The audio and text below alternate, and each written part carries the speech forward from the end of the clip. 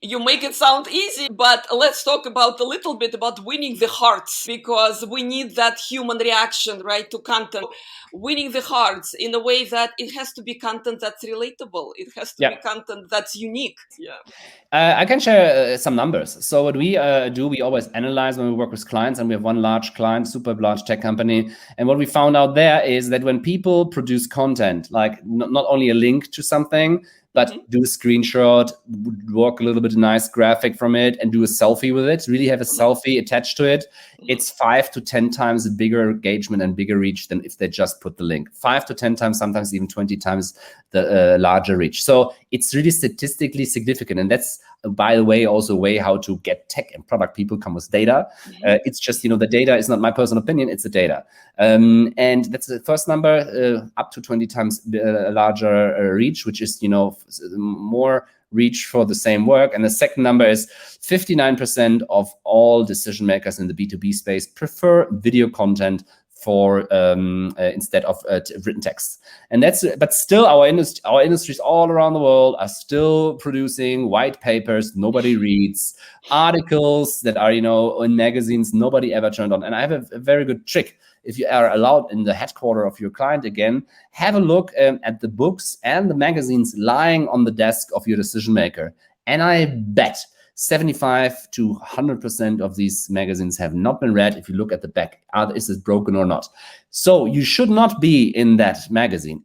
On front, maybe, if you're in front, maybe when it's lying there, but you should be there where their attention is. And when they're watching Instagram videos or LinkedIn videos late at night. So in terms of content, right, I'm very interested in putting authentic voice, authentic opinion of my guests and sometimes my own, right, because people feel that they already know me. I mean, from my personal experience, right, when you watch a video too and you hear a person speaking and you really understand, where this person coming from, it makes this first step a little bit easier, don't you? Irene, it's not only the first step that makes it easier. What you do, you shorten the sales cycle. So when you don't need to introduce yourself because the people thinks he or she knows you because he or she consumed a lot of content. It's shortening the sales cycle. It's accelerating the sales cycle. So instead of having 15 sales opportunities a quarter, you can have 18. And when you count this, or 20, and if you count this statistically, that's millions and millions and millions of dollars for a few posts on LinkedIn. That's a strategy I would think about. But again, one important thing, Irene, is really it needs to be authentic. So what we found is marketing departments need also to do a great job, but it's especially in sales, it's salespeople or the buyers really feel if it's authentic or if it's from the headquarters. So it's so we always argue that you need to enable the B2B salespeople or even product and tech people to create their content in a very specific way. And I just learned lately from Team Hughes, from Mighty Team Hughes, that generic branded content hurt your brand. Huh. Yeah, it's not helping. Those faceless articles, like you mentioned, right? Those, the stock photo posts. Yeah. They kill us. You don't want to read it. You want to run away from it, right? So what's the good ways, besides our faces? Because we are what we are. And yes, some really comfortable putting the face in front of the message. Some kind of still want to be, a little bit, a few steps, behind. So what do you think the happy medium? Well, I think you can have a mix of three things. First of all, you need to underline your thought leadership by that you know your industry, you know your job, you know what you're doing. And the funny thing is, in most cases, that's the easy part because we have motivated experts that really know their spiel. And I think, but that's a lot of experts are underestimating actually what they all know.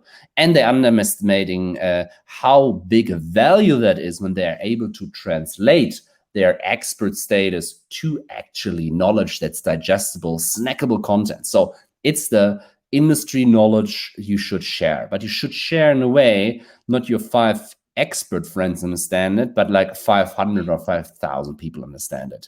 So it's really to, go away from the complicated words, really explain things. And I think that's important. So thought leadership.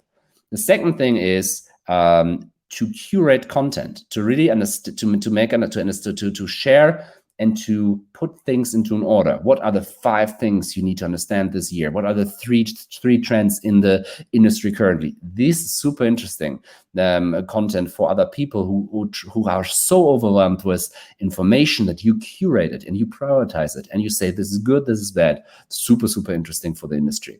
And this third thing is also to create own content. That's for sure. Thought leader content can also be entertaining, can be personal. You can also share personal things. And I think that's also something I would really think about, to create also personal content. And last but not least, to be a content platform yourself, Irene, like you do here, for example, to invite thought leaders from your industry, leads, clients. And funnily enough, we never intended it, but we have like a super large show in insurance and finance. And we send our guests some stuff after the show and mails, really just because we want to keep in touch, and we're so thankful that they were joining. And funnily enough, that led actually to a lot of business for our company. And now it's like a super hardcore sales funnel. Don't tell anybody, but it's really like a hardcore sales funnel now. But I think that's something. You have 3 levels of content: curate content, create content yourself, or become a content platform. And all of that can be done. And I think the magic thing is just to start with baby steps.